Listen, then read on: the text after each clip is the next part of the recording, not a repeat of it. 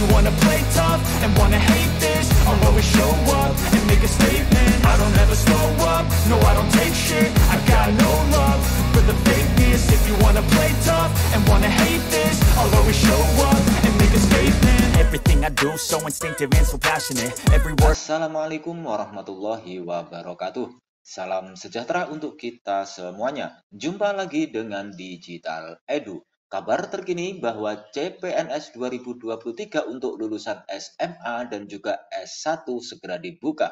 Berikut juga daftar formasi paling banyak menerima lowongan. Yuk kita simak hingga akhir videonya. Sebelum kita lanjut, tekan dulu like, subscribe, nyalakan lonceng notifikasi, dan mohon jangan lupa untuk di-share.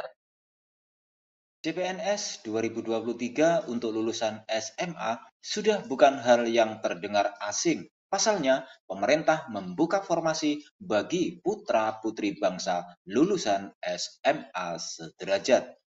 Untuk lulusan SMA bisa berkontribusi lebih dalam mengabdikan dirinya pada negara dengan cara mengikuti CPNS tahun 2023.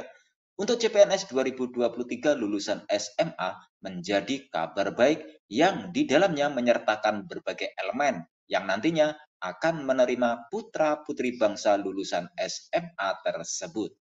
Bukan hanya teman-teman yang menyelesaikan pendidikan sampai perguruan tinggi saja yang bisa mengikuti CPNS 2023, akan tetapi teman-teman lulusan SMA juga bisa mengikuti CPNS yang dimana pada CPNS 2023 ada lulusan SMA.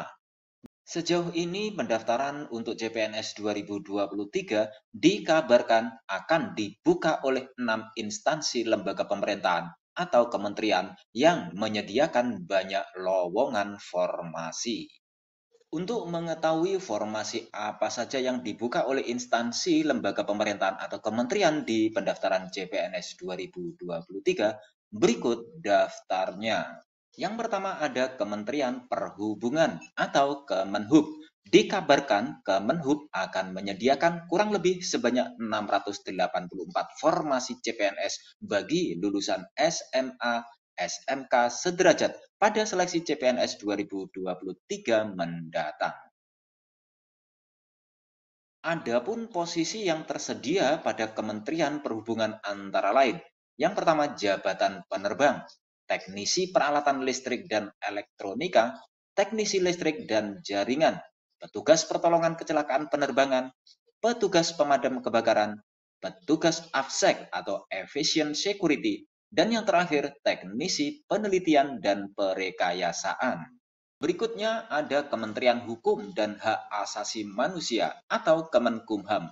Kemenkumham dikabarkan akan membuka banyak formasi pada seleksi CPNS 2023 mendatang. Selain itu, Kemenkumham juga membuka formasi untuk mengisi posisi jabatan penjaga tahanan yang dibuka bagi lulusan SMA sederajat. Selanjutnya ada Kementerian Pertahanan atau Kemhan.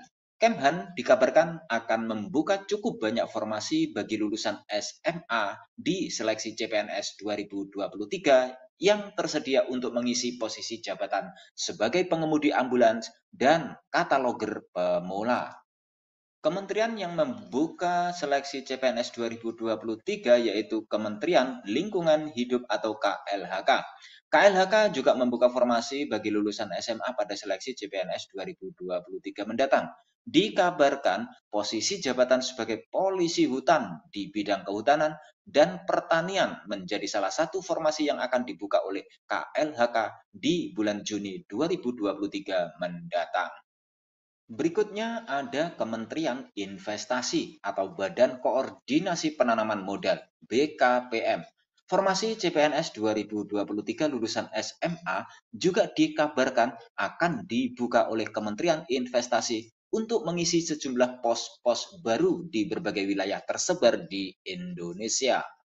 Yang terakhir yaitu Kejaksaan. Selain membuka formasi bagi lulusan S1, Kejaksaan juga dikabarkan membuka formasi bagi lulusan SMA sederajat dalam seleksi CPNS 2023.